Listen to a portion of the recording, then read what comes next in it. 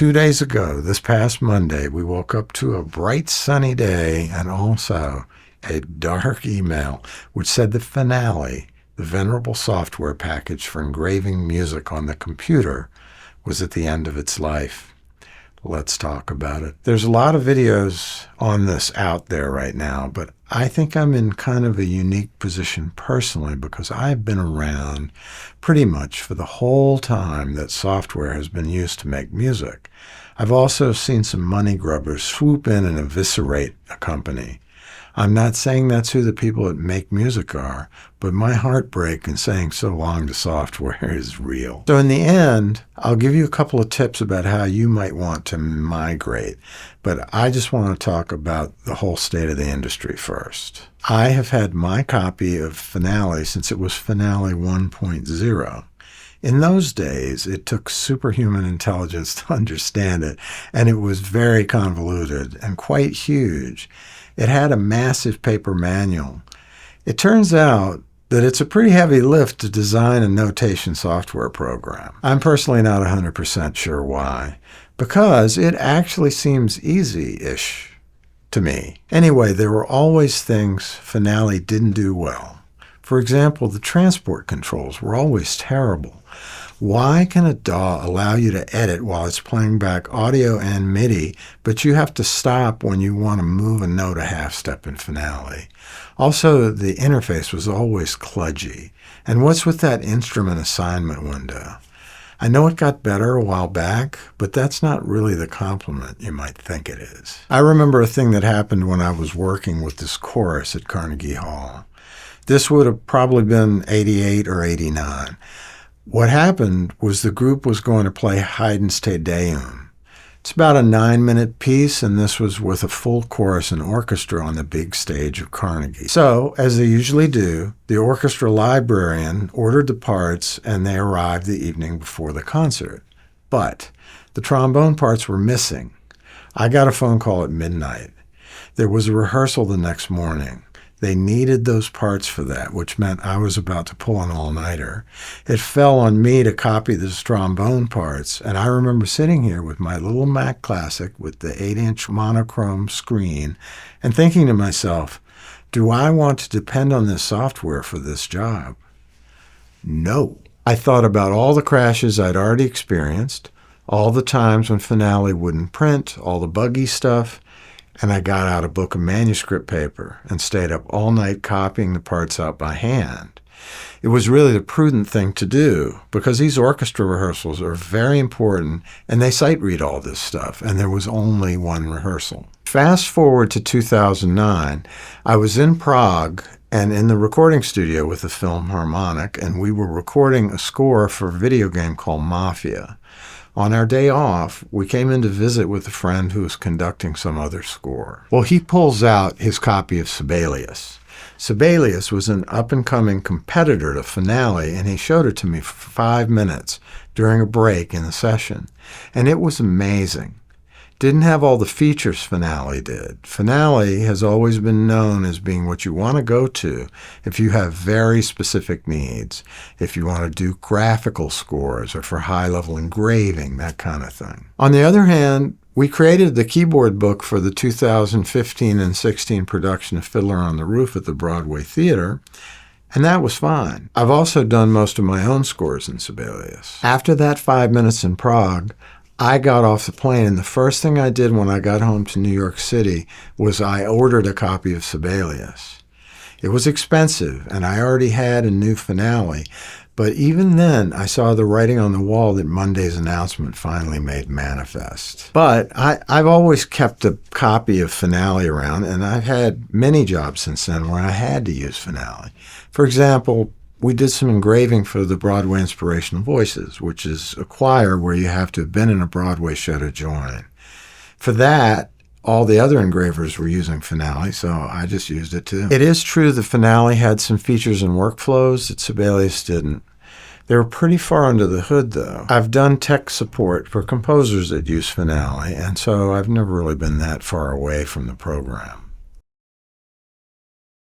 There's backstory, too, in addition to my feeling about Finale's problems. programs. I also became aware of the programmers who developed Sibelius, and that was really cool.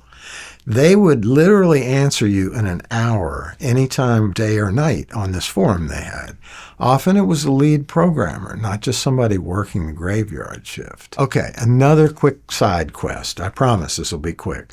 I used to use this software by the company Opcode called Studio Vision. When it came out, it was called Vision, and shortly after it became Studio Vision when it could record audio. It's hard to express how insane that felt at the time. DigiDesign was a company that basically worked on the audio part of it, and together with Studio Vision's front end, they found a way to give you 4 tracks of audio that you could record right into your computer. Just amazing. Well, not too long after that, a company called Gibson Guitars came along and bought Opcode, and very soon after that, Opcode was dead. I'll never forgive Gibson for that.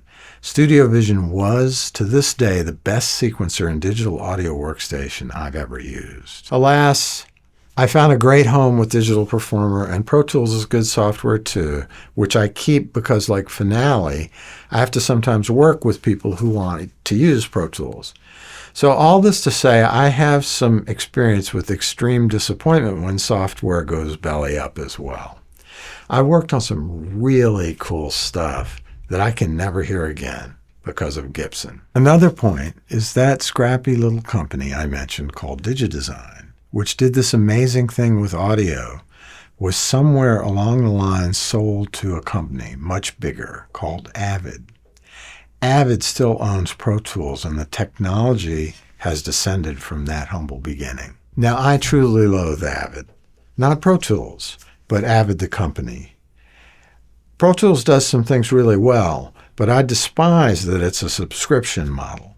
But I need to use it from time to time. Well, the plot thickens. Another interesting thing is that Avid bought the company that produces Sibelius. What did they do first? Well, they fired that lead programmer who answered all the emails with breakneck speed and replaced him and his entire team with freelance workers to do simple maintenance updates. Since then, development on Sibelius, to my knowledge, has mostly stopped. Bugs that were there a long time ago were still there the last time I used it. How about the can't paste a passage in because it contains a triplet that goes over a bar line bug? You're not actually asking Sibelius to do anything that's notationally illegal. It's just an errant message. Not only that, but they've made Sibelius a subscription as well.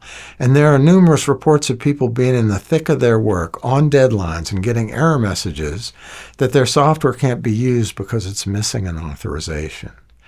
I see this on the Facebook page all the time, the Sibelius Facebook group.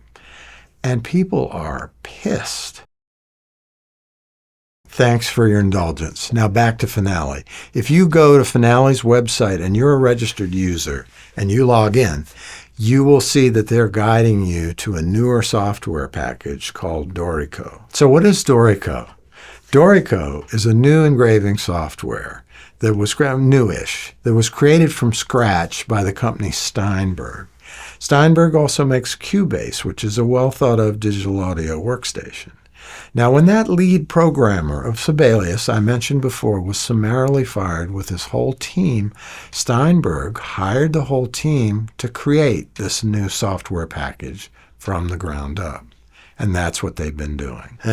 Was I pissed when DigiDesign discontinued Masterless CD that cost me $1,000 in 1986? Was I pissed when Digi discontinued Sound Designer 2 in the 90s? Was I pissed when eMagic, who used to make Logic before Apple, discontinued Waveburner in 2001? Yes, I was pissed. I'm still pissed. So just like when I walked into my apartment in 2009 after seeing Sibelius in Prague, I am going to buy Dorico immediately. I've seen a few videos and I'm convinced. It's a great deal, and I've put it off because, again, I'm thinking about cost. But the main reason I'm going to buy it immediately, even though I have a copy of Sibelius that works, even though I have a copy of Finale, is because of those programmers. Do you remember when Google's motto used to be, "Don't be evil"? I want to go with the non-evil people. I like the people who hired the non-freelance crew. I like the guy who answered my emails back in the day. I'm actually happy to have a software that can copy and paste a triplet. And listen, I know that the finale decision must have been a tough one. So as life is not all black and white, I'm sure that it's not an uplifting decision to have to make. So how does the migration process work, you ask? Well, I'm going to save everything that I've done in both programs, Finale and Sibelius, as XML files. XML files, or extensible markup language for those of you that need to know, are a way to share files between different applications. There are XML files for Microsoft Word and Excel, for example, but Music XML is one of the ways that you can save your files in Finale and Sibelius. You will encounter some translation problems when you import them into Dorico, but watch the videos I'm going to suggest for more info. With Sibelius, I think that's going to be a long-term project since I have a good copy of that right now and they're not going out of business. And I'll need to keep that anyway. But with Finale, I know that you can do a batch export as XML.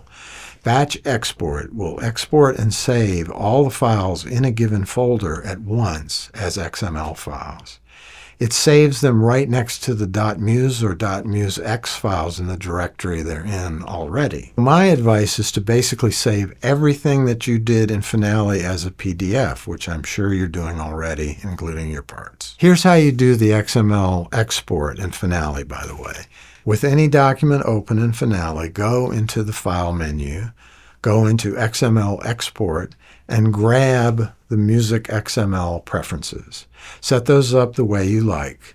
Generally, make sure you have subfolders checked, the latest XML version, which is 4.0, and export uncompressed. Then you go via the same pathway to translate folder into XML, and it will batch translate all the XML files in that folder and subfolders in one go.